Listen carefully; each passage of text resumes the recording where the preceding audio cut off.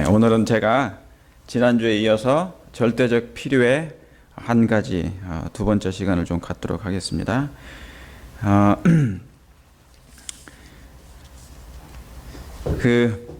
여기 시편 46편 14절에 있는 말씀을 먼저 좀 읽도록 하겠습니다. 이 하나님은 영영이 우리 하나님이시니 우리를 죽을 때까지 인도하시리로다. 이 하나님은 어떻게 해요? 영영이 우리 하나님이시니, 여러분의 하나님이시니, 내 하나님이시니 우리를 언제까지요? 죽을 때까지 인도하시리로다. 나를 또 깨우실 때까지 인도하실 것이고 영원토록 인도하실 것입니다. 정말 아름다운 말씀입니까? 이 시편 46편 14절에 46편이 아니고요 48장입니다. 죄송합니다. 제가 잘못 썼어요. 시편 48장 14절에 있는 말씀입니다. 정말 이 하나님이 영영이 여러분의 하나님이십니까? 예, 그분이 우리를 죽을 때까지 인도하시리라 저는 확신합니다. 여러분, 위대하신 하나님이 내 삶 속에 그리고 여러분의 삶 속에 나타나신 것 자체가 놀라운 일입니다. 그렇죠? 예, 경이로운 일입니다. 정말 내 삶 속에 어떻게 그 하나님이, 그 좋으신 하나님이, 그 놀라우신 하나님이 어떻게 개입하셨을까? 이것만 생각하면 정말 전율이 느껴지는 것입니다. 인간의 생애 가운데 하나님이 개입하신 자체가 정말 놀라운데, 우리가 태어나서 나라는 존재를 인식하는 것도 있잖아요. 몇 년이 걸려요. 그렇죠? 우리 갓난아기 때는 나의 자신을 인식을 못합니다. 적어도 5살, 6살 때까지 뭡니까? 인식 없이 그냥 살아요. 사실 그때도 저는 기억이 잘 안 나거든요. 그 나이 때도. 여러분, 우리가 탄생한 후 겨우 인식한 게 나고요. 그리고 엄마입니다. 엄마라고 하니까 엄마라고 안 거죠. 엄마라고 얘기 안 했으면 엄마인지도 모릅니다. 그만큼 인식이 늦어요. 겨우 우리가 인식한 게 나라는 존재와 엄마라는 존재, 그리고 좀 더 나아가서는 나 외에 다른 존재며 그리고 세상을 알게 된 거예요. 이런 이 말은 뭐냐면 죄가 들어와서 모든 것을 잃어버리게 된 것입니다. 모든 것을 잊어버리게 된 거예요. 다시 말하면 뭐가 생겼냐면 마치 기억 상실증에 걸려버리는 그런 상태에 빠진 것입니다. 제가 이것을 곰곰이 생각해 봤어요. 정말 그런 것 같구나. 그래서 저도 어릴 적을 생각해 보면 거의 이렇게 무의식 가운데 산 것 같아요. 살아 있으나 무의식 가운데 산 것 같아요. 어릴 적에.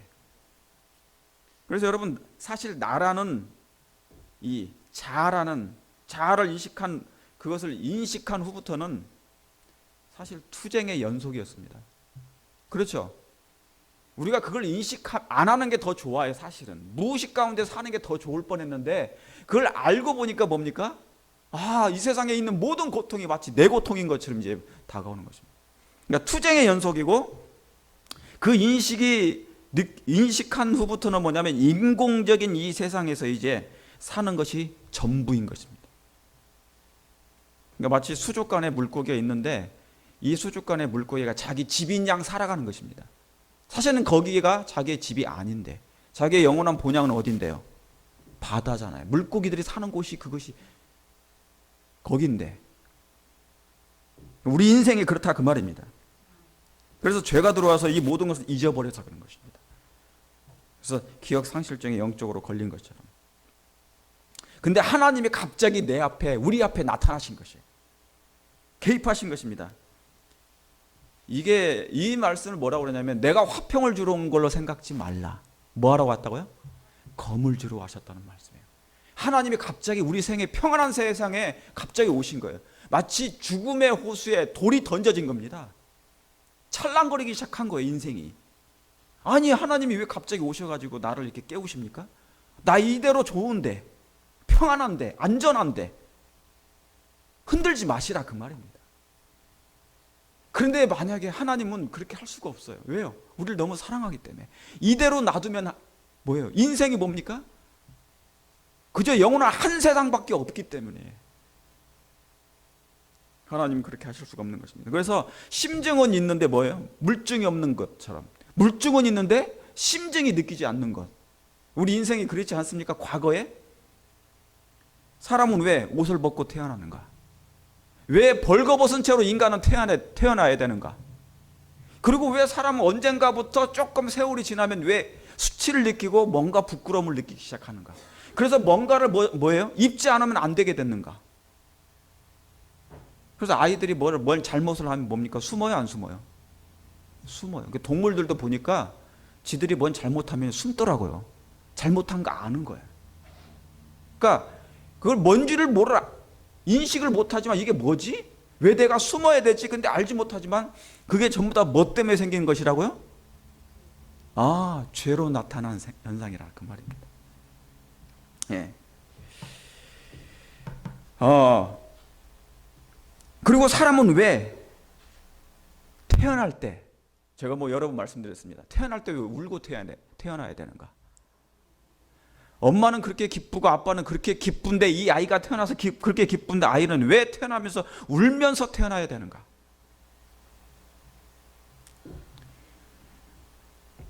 인생이 기쁘지 않다는 것을 이 아이가 보여주는 거예요.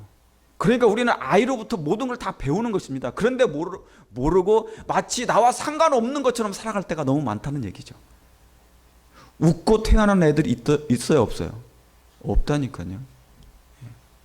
제가 여러분 저번에도 말씀드렸던 것처럼 짐승은 죄가 들어온 이후부터 6,000년 동안 단 한 번도 웃질 않는데요. 동물들 웃는 거 안 보셨어요? 봤어요? 그건 돌연변이 동물이에요. 동물들은 원래 안 웃어요, 그냥. 예. 제가 동물 키우는데요.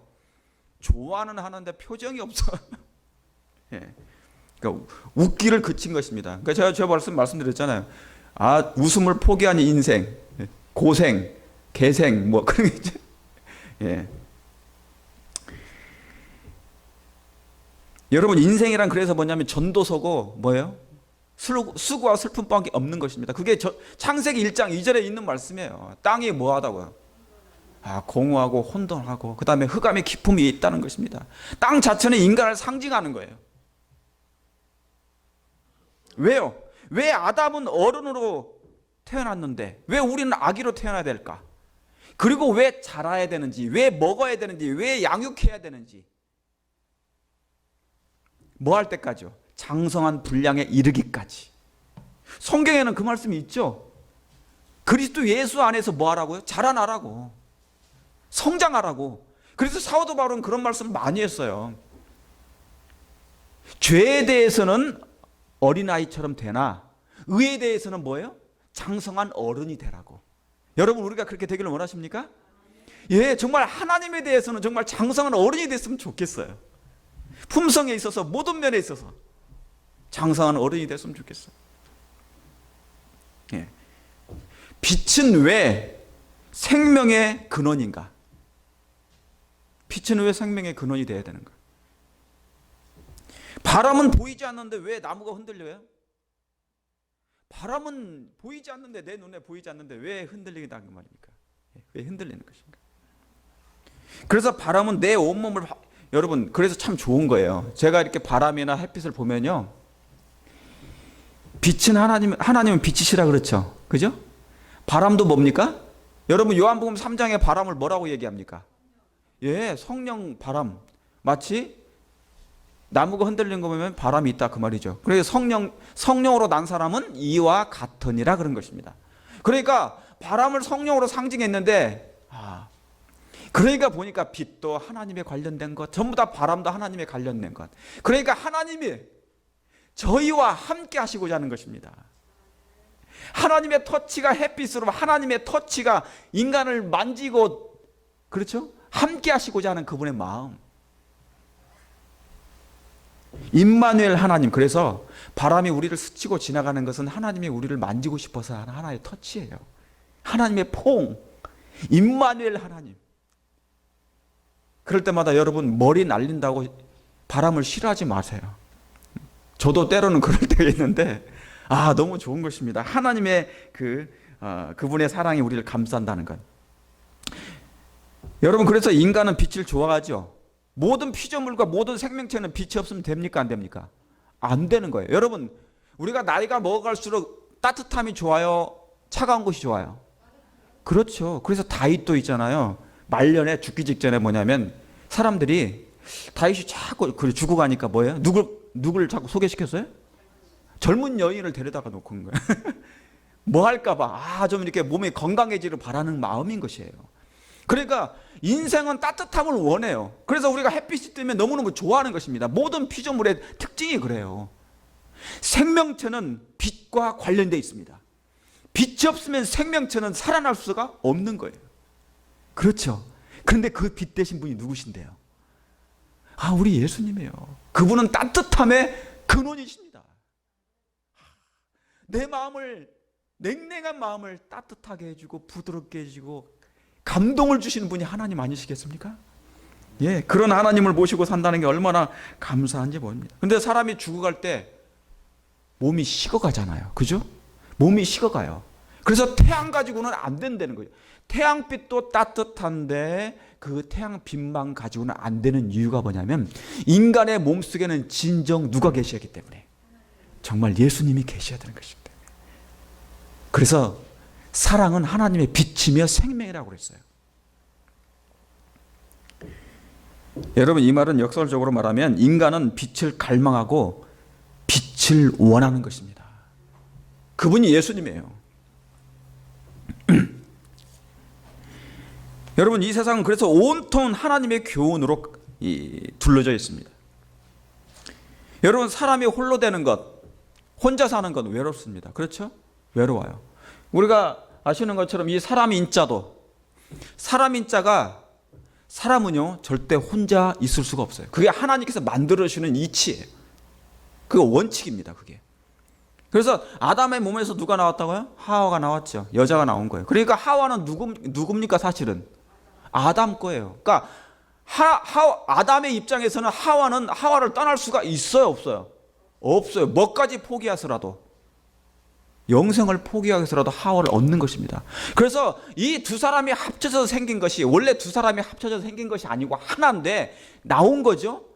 그러니까 혼자는 절대로 인간이 될 수가 없는 것이에요. 그래서 사람은 누군가 함께 살아야 되는데 그 누군가가 누굽니까? 하나님이 돼요. 왜요? 아담은 남자를 상징하고 예수님을 상징하는 것입니다. 그래서 이 여자라는 사람은, 이 여자인 교회는, 사람은 누굴 의지하고 사는 존재예요? 예수님을 의지하고, 예수님을 떠나서는 살 수가 없는 존재인가? 인간인 거예요. 예. 그래서 사람은 누군가 함께 있어야 되는데, 영원히 누군가 함께 있어야 되는 게 그 예수님과 있어야지 영원히 행복이 있다, 그 말입니다. 예. 그래서 영원히 외롭지 않아요. 그분이 예수님입니다. 여러분, 왜 우리가 하나님을 믿고 살아요? 자, 함께 살죠. 부부끼리도 함께 살고 가족끼리도 함께 사는데 뭔가 허전해요? 안 허전해요? 허전해요. 아무리 남편이 나를 잘해줘도 허전해. 공허해요. 그렇죠? 만족이 있어요, 없어요? 영원한 만족이 없죠. 아무리 내 아내가 잘해줘도 뭡니까? 내가 허전해요, 안 허전해요? 허전해요. 저희 집사람이 저를 잘해주거든요. 허전해요. 공허해요. 잠깐만 제 앞에 있을 때 좋아. 그죠? 근데 허전해. 공허해. 여러분, 그걸 하나님께서 그렇게 만드신 거예요. 인간은 하나님 없이 살지 못하도록 만들어 놓으신 거예요, 그게. 예? 사람은 하나님을 의지하고 살아야 진정한 행복이 있다, 그 말입니다. 근데 인간이 죄로 말미암아 그것이 깨져가지고 뭔가 망가졌어요. 세포가 망가지고 정신이 망가져서 하나님 없이도 잘 살 거라고 생각하는 거야. 그런데 하나님은 그렇지 않아요.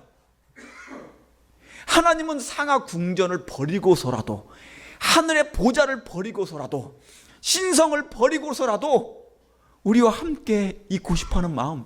그 아담이 왜 여자인 자기의 뼈요 살인 그 고륙의 자기 아내를 버리지 못했을까?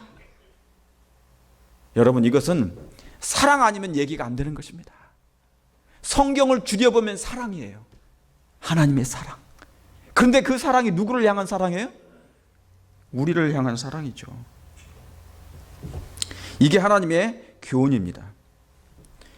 그래서 여러분, 하나님이 우리의 인생에 개입하신 것입니다.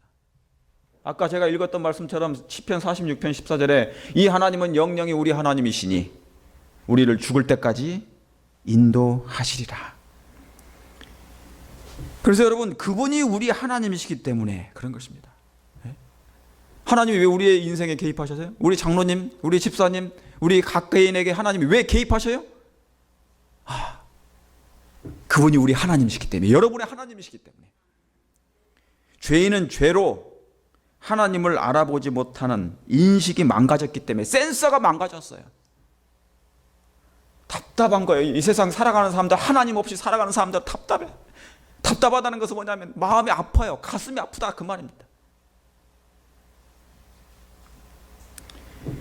그래서 하나님께서 당신을 계시하신 것입니다. 그래서 하나님은 있잖아요, 그분의 주변을, 우리의 주변을 흩으세요. 흔드세요.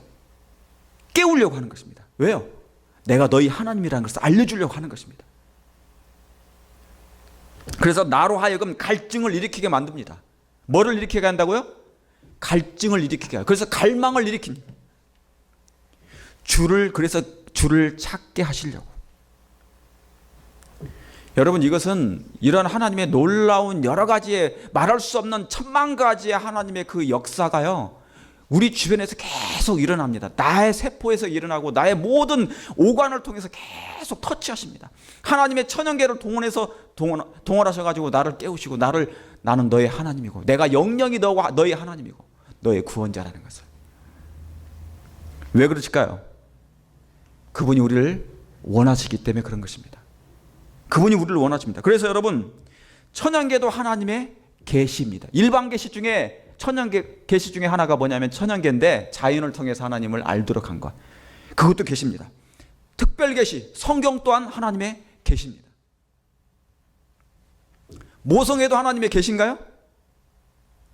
모성애도 계시예요, 아닌 계시예요? 하나님의 계시예요.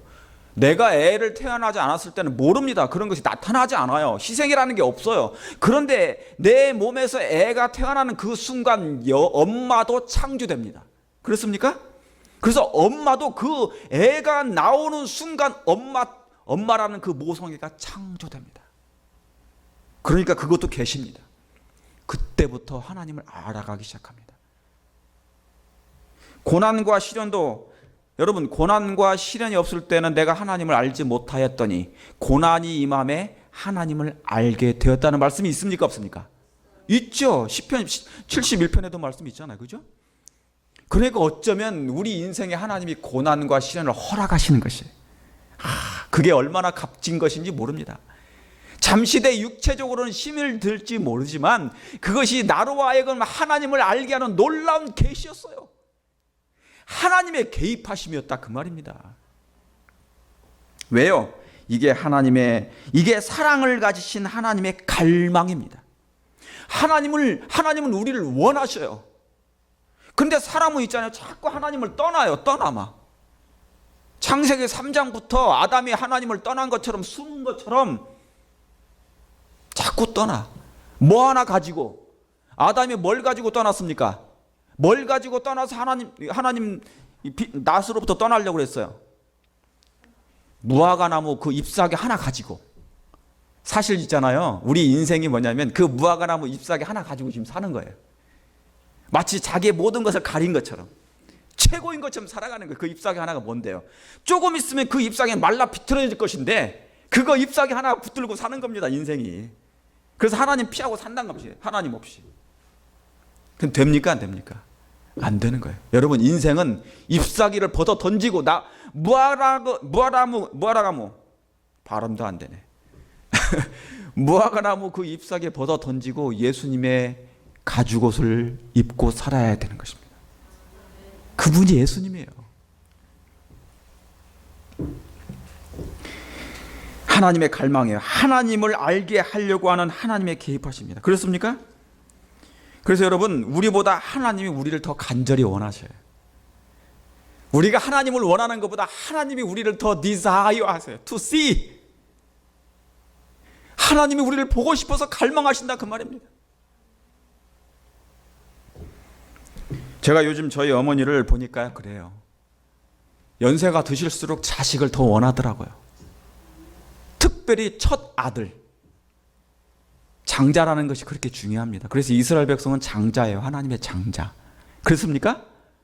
예. 여러분, 왜 애굽에 있는 이스라엘 백성들을 구원하실 때 마지막 재앙이 뭐였습니까? 예, 장자를 다 죽였죠. 애굽에 있는 장자를 다 죽였어요. 그게 뭘 의미합니까? 하나님은 이 장자를 죽여서라도, 잠들게 하서라도 내 백성을 뭐 하시겠다는 얘기입니까? 그게 당신의 자식을 찾겠다는 얘기예요. 그 말은 하늘의 장자이신 예수님을 내어 주고서라도, 죽게 내 주서라도 이 땅에 잃어버린 당신의 지구를, 당신의 백성을 찾아 구원하시겠다는 얘기입니다. 그게 하늘의 장자와 바꿔서 내 백성을 구원하겠다는 하나님의 그 가슴 속에 있는 것입니다. 여러분, 이 말씀 이해가십니까? 바꾸신 거예요. 나와 바꾸자, 그 말입니다. 하나님과 여러분을, 우리 아버지 하나님의 사랑이 그렇게 노블랍도록 큰 것입니다. 그래서 제가 요즘 어머니를 보니까, 저희 어머니를 보니까 늙을수록 자식을 더 원해요. 여러분, 자식이란 게 뭐예요? 그 자식이 곧 누구냐면 당신 자신이에요. 자식은 엄마고 자식은 아빠예요. 곧 당신 자신입니다. 이 땅에 잃어버린 자식은 곧 하나님의 몸이나 다름없다, 그 말이에요.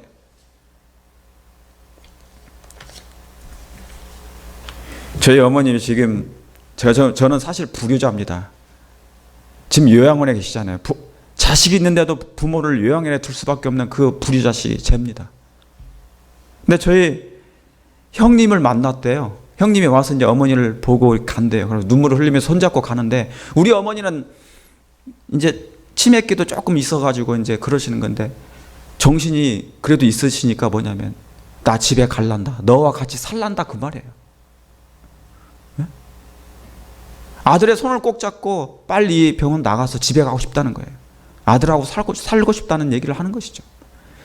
부모는 자식하고 살고 싶지, 병원이 아무리 아름다워도, 아무리 휘황찬란해도 그 병은 아무것도 아닌 거예요. 오두막보다 못한 것이 병원인 것이. 그 말씀 이해가시겠습니까? 예수님의 가슴은 무덤이 됐어요.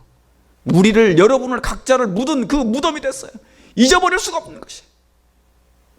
온 하늘의 온갖 것을 다 주고도 바꿀 수 없는 것이 여러분인 것입니다.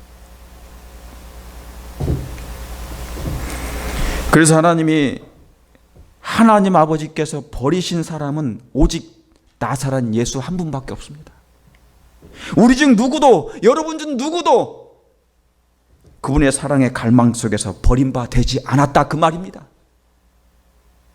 하나님의 아버지께서 버리신 분은 예수님밖에 없어요. 여러분 중 한 분도 하나님이 버리신 적이 한 번도 없습니다. 그분의 갈망 속에 있기 때문에. 한 엄마에게 아들이 있었습니다. 그 아들이 근데 그만 차 사고로 뇌사 상태에 빠졌어요. 여기에 있는 이 그림입니다. 이 사진입니다. 뇌사 상태에 빠졌습니다. 그 엄마는 가슴 아픈, 그런데 오랜 슬픔 가운데 있던 이 엄마가 가슴 아픈 결정을 내립니다. 아들의 장기를 5명에게 기증하기로. 여러분, 이 자식은, 이 아들은 뭐냐면 이미 몸은 살아있어. 그러나 뇌만 죽은 것입니다. 그런데 이 엄마가 결정을 한 거예요. 이 아들의 장기를 주기로, 다른 사람에게. 마지막으로 그 엄마는 아들에게 작별 인사를 하는데, 미안하다 아들아, 인사를 하고 마지막 키스를 합니다. 여러분, 하나님 아버지와 아들 예수는 하늘에서 회의를 했어요. 그리고 아들이 인류를 위해, 그 아들 예수님이 인류를 위해 죽기로 결심합니다. 그리고 마지막 아버지가 그 아들 예수를 떠나 보내는 그 마지막 순간, 하나님 아버지께서, 그 아버지는 그 아들 예수께 마지막 키스를 하는 것이에요. 내 너를 보내면 너로 인해 타락한 인류를 건지겠다고, 살리겠다고. 여러분, 우리 하나님이, 아버지께서 예수 보내신 것, 아버지 하나님과 예수님이 마지막 키스하신 것 여러분 생각나시겠습니까? 아들을 보내시는 그 심정이 얼마나 큰 사랑인지 여러분 아십니까? 아들을 주셔서 아들을 내어주시고 죽기까지 내어주시고 우리를 건져주신 하나님의 사랑. 여러분, 이 사랑 때문에, 이 사랑의 마음을 알면 하나님을 아는 것이 영생이에요. 영생. 다른 게 영생이 아니에요. 뭘 우리가 지키자, 뭘 지키자, 그게 아니고 그분의 그 마음을 이해하고 아는 것이 영생이라 그 말이에요. 그 사랑을 알 때 내가 하나님의 사랑, 하나님이 원하시는 것을 내가 다 하고 싶은 거예요. 저절로 돼요. 순종은 저절로 되는 것입니다. 그분의 사랑의 마음을 이해하고 알게 될 때 저절로 순종하게 되어 있습니다. 그래서 그 예수님의 사랑을 아는 사람은 겉사람은 후패되지만 속사람은 날로 뭐하게 돼요? 새롭게 됩니다. 여러분, 그렇게 되겠습니까? 예, 그렇게 되죠. 그렇게 새로울 수밖에 없습니다. 우리의 속이 예수님 때문에 예수님의 마음처럼 변하게 되려고 해달라고 그렇게 기도하게 될 것입니다. 그래서 여기 이런 말씀도 있지 않습니까? 그분은 매우 난폭하고 희망이 없는 것 같이 보이는 자들에게도 소망을 고취시켜 주시고 그들도 흠없고 유순하게 되어 하나님의 자녀들로 나타나게 될 그러한 성품에 도달할 수 있다고 보증해 주셨어요. 여러분, 품성이 안 변한다고요? 품성 변합니다. 변할 수 있습니다. 그렇습니까? 이 하나님의 사랑을 알면 아무리 난폭하고 희망이 없는 것처럼 보일지라도 흠없고 유순하게 되어 하나님의 품성에 도달할 수 있다고 분명히 예수님이 보증해 주셨습니다. 저는 이 말씀을 너무나 희망을 가지고 사는 것입니다. 성화랑 되는 것입니다. 하늘에는 죄가 없습니다. 죄 없는 사람만이 가는 것이에요. 다시 말하면 예수님과 같은 품성을 가진 사람이, 다시 말씀드리면 사랑의 마음을 소유한 사람이 가게 되는 것입니다. 여러분, 이 마음을 우리가 갖게 되기를 간절히 바랍니다. 여러분, 그래서 이제는 우리 마음을 죄 아래 끌어내리려 하지 않게 되길 바랍니다. 그건 사단의 일이에요. 우리의 마음을 자꾸 죄 아래, 여기 고린도전서 9장의 20절에도 그 말씀 있지 않습니까? 우리가 율법 아래 있지 아니하나 율법 아래 있게 된 것은, 여러분, 우리의 자아를, 이런 사랑을 받은 자가, 이 놀라운 사랑을 받은 사람이 이 자아를 뭐예요? 율법 아래 끌어내리지 않게 되길 간절히 바랍니다. 더 이상 육체 아래로 끌어내리면 안 돼요. 이제는 예수님의 그 사랑이 나를 너무 사랑하기 때문에, 여러분, 하나님이 우리를 사랑해 주신다, 그 말은 죄하고 살지 말라 그 얘기입니다. 사랑이 있다는 것은 죄하고 살지 말라는 거예요. 그래서 죄는 나중에 싫어지게 되는 것입니다. 미워지게 되는 것입니다. 죄를 버리게 되는 것입니다. 죄와 상관없게 되는 것입니다. 여러분, 나의 품성이, 여러분의 품성이 도전을 받게 될 때, 그때마다 은혜 위에 있게 되길 바랍니다. 그리스도의 은혜가 육체 아래, 율법 아래 끌어내리지 말고 죄 아래 나를 땡기는 그 사단에 지지 말고, 그때마다 여러분 속에 계시는 예수님께 도움을 구하시길 바랍니다. 주여, 나를 좀 도와달라고, 주여. 그리고 죄가 있을 때마다 예수님의 이름으로 사단을 대적하시길 바랍니다. 그리고 그 내 안에 주무시는 예수님을 깨우시길 바랍니다. 주여, 저를 도우셔서. 지금 사단이 저를 유혹합니다. 제 마음속으로, 생각 속으로 지금 유혹하게 합니다. 죄를 범하지 않도록 하나님 도와주시옵소서. 여러분, 그래서 계시록은 뭐냐면 기도로 승리하는 것이 계시록입니다. 계시록책은요, 마지막 요한 계시록책은, 마지막 시대는 기도로 승리하는 장이에요. 하나님과의 호흡을 맞추어서 승리하는 곳이 바로 계시록입니다. 이게 그 말씀 아닙니까? 계시록 8장 4절에 향연이 성도의 기도와 함께 천사의 손으로부터 하나님 앞으로 올라가는지라. 여러분, 저 성소 첫째간에 떡상과 촛대도 있지만 휘장과 가장 가까이 있는 것이 뭡니까? 분향단이죠. 그죠? 향단 아닙니까? 향. 가장 하나님과 지성소와 가장 가까이 있는 기구가 뭐예요? 성소의 기구가? 분향단이에요. 이 말이 무슨 얘기입니까? 저와 여러분이 마지막 최후에 승리할 수 있는 유일한 방법은 기도밖에 없다는 그것입니다. 지성소 안에서 예수님이 지금 뭘 하고 계십니까? 중보하십니다. 마지막 강구하십니다. 그분도 기도하시는 것이에요.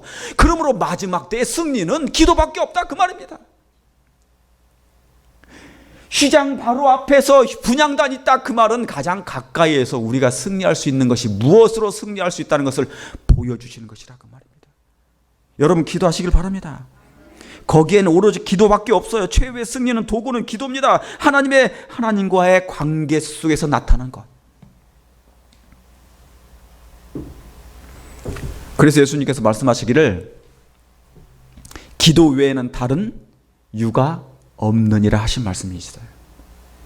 너희는 이렇게 기도하라. 처음부터 끝까지 하나님과의 호흡을 맞추는 것입니다. 영적인 생기 얘기예요. 영적인 생기 얘기예요. 창세기 2장 7절에 여러분 창세기의 시작은 여기 보면 2장 7절에 여러분 아시는 것처럼 여호와 하나님이 흙으로 사람을 지으시고 생기를 그 콜에 불어 넣으시니 그랬습니다. 여러분 창세기 시작은 뭐라고요? 생기로 시작합니다. 하나님과의 입맞춤으로 시작해요. 하나님의 기운이 들어옴으로 시작합니다. 그게 창세기입니다. 그래서 창세기는 말 그대로 정말 창대하고 놀라운 장입니다. 놀랍게 하나님의 은혜로 사랑으로 창조된 것입니다. 근데 시작은 창대하게 시작했는데 창세기 50장은 뭡니까? 입관으로 끝납니다. 시작은 창대한데 끝은 창대하지 못해요. 끝은 뭘로 끝난다고요? 무덤으로 끝납니다. 입관으로 끝나요. 요셉이 입관하였더라 끝나는 것입니다. 그게 에스겔 37장입니다. 이스라엘 백성이 마른 뼈가 되어버린 것입니다. 무덤이 되어버린 것입니다. 그래서 하나님께서 이 땅에 무덤이 되어버린 이 지구에 사랑하는 당신의 자식을 아버지 하나님과 예수님이 마지막 회의 때 마지막 포옹을 하고 너를 보냄은 너의 죽음으로 내 백성을 내 자식을 구원하라겠다는 그 마지막 키스.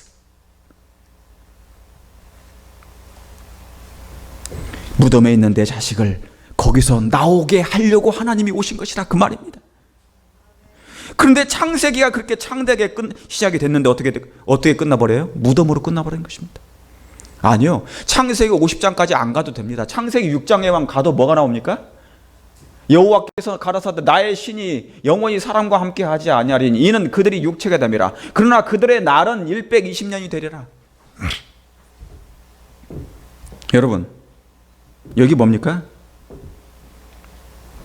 지구가 타락해서 멸망 직전인데 하나님이 120년이나 기간을 주세요. 여러분 노아홍수 하면 심판 생각나죠? 그런데 심판은 딱 40일입니다. 비를 내리는 기간이 40일밖에 안 돼요. 사실은 그래서 창세기 6장에 있는 하나님의 심판이 아니고 하나님의 사랑이 쏟아진 기간이에요 이게. 그렇습니까? 몇 년 동안? 120년 동안 하나님이 그 백성을 구원하려고 애쓰신 기간이에요 그게. 그래서 여러분 하나님이 120년에 생기를 받을 기회를 주신 거예요. 그래서 노아홍수는 심판보다도 은혜가 더 깊은 장입니다. 그래서요 여러분 창세기 6장은요 호흡이 거의 멎어가지고 심장이 멎을 쯤에 지금 심폐소생술을 하는 직전입니다. 그래서 인공호흡이 아니고 뭐예요? 신공호흡장이에요 이게. 창세기 6장은 무슨 장이라고요? 신공호흡. 인공호흡 말고 인간이 하는 호흡 말고 하나님의 호흡으로 다시 한번 생기를 넣어주려고 애쓰시는 하나님의 모습이 나오는 장이에요. 여러분 놀라운 장 아닙니까? 그런데 결국은 창세기 6장에 노아 홍수는 하나님과의 호흡이 끊겨서 기도에 물이 찬 장입니다. 그 당시 사람들이 기도에 물이 차버렸어요. 그래서 노아 홍수로 물이 돼버린 것입니다. 여러분, 이렇듯 기도의 부재는 하나님과의 끊어짐을 말합니다. 생명의 끊어짐과 똑같은 것이에요. 여러분, 하나님과의 저와 여러분의 하나님과의 저와 여러분의 관계가 유일한 고리가 뭔지 아세요? 기도예요. 기도입니다. 그게 얼마나 중요한 줄 아십니까? 제가 시간이 됐지만 오늘 이 말씀은 제가 꼭 하고 좀 넘어가겠습니다. 누가복음 6장 1절, 6절, 7절에 자, 여기에 누가 나오냐면 여러분, 사가랴라는 사람이 나옵니다. 이 두 사람이, 사가랴와 그 아내가 있죠. 사가랴 제사장입니다. 두 사람이 하나님 앞에 의인이니 주의 모든 계명과 규례대로 흠없이 행하더라. 여러분, 의인이라는 것은 하나님이 주신 선물이죠. 너는 의롭다. 이건 하나님께서 제공해 주시는 선물이에요. 그냥 의인, 나는 의롭지 않은데 하나님 의롭다 해주신 거예요. 누구의 공로로? 그리스도의 공로로. 그렇습니까? 예. 그러니까 믿음으로 말미암는 의란 그분의 공로만 잡아야 돼요. 예수님만 붙드는 것이 그게 의. 그러면 그 의가 주어지는 것입니다. 죄 없다고. 자, 흠없이 순종하는 사람을 되는 것인데, 엘리사벳이 수태를 못함으로 저희가 무자하고 두 사람이 나이 많더라. 자, 여러분, 이 사가랴는요 기도의 사람이었어요. 결혼 생활을 하면서 사가랴는 아들을 달라고 기도했습니다. 그는 평생을 기도했지만 아들을 얻지 못했어요. 근데 결혼한 다음에요 특별 기도를 했대요. 뭐라고요? 아들을 달라고. 여러분, 당시에 이스라엘 백성들은 특별히 기도한 게 뭔지 아십니까? 아들을 달라고 기도합니다. 여러분, 이 아들에 대한 아들을 상징하는 게 뭔지 아세요? 뭘 상징합니까? 예수님, 메시아를 상징한 것이에요. 여러분, 신실한 그리스도의 가정은 이 메시아를 메시아가 내 가정에, 내 집안에, 내 마음에 오시기를 간절히 간구해야 됩니다. 여러분, 우리의 소망이 뭡니까? 메시아의 소망이 아닙니까? 우리의 소망이 예수님의 재림의 소망이 아니냐고요. 정말 신실한, 정말 예수님을 사랑하는 사람의 가장 특징이 뭐예요? 소망이 뭡니까? 그 메시아가, 그 예수님이 내 안에 우리 가정에 임하시기를, 태어나기를 원하는 거 아닙니까?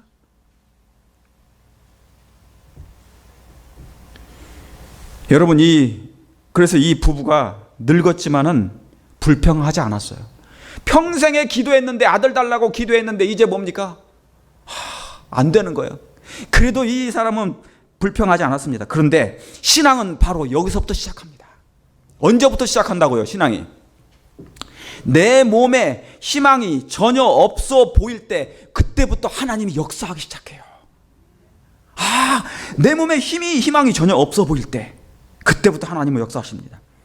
하나님은 사가랴의 기도를 절대 잊지 않으셨습니다. 여기 한번 읽어볼까요? 하나님도 잊지 않으셨다. 하나님은 그 기도를 들어주시기로 정해 놓으신 때를 갖고 계셨다. 여기 놀라운 말씀입니까? 하나님은 사가랴의 기도를 들어주시기로 정해 놓으신 때를 가지고 계셨다. 사가랴는요 아들 달라고 기도했어요, 평생에. 그런데 늙을 때까지 아들이 없었어요.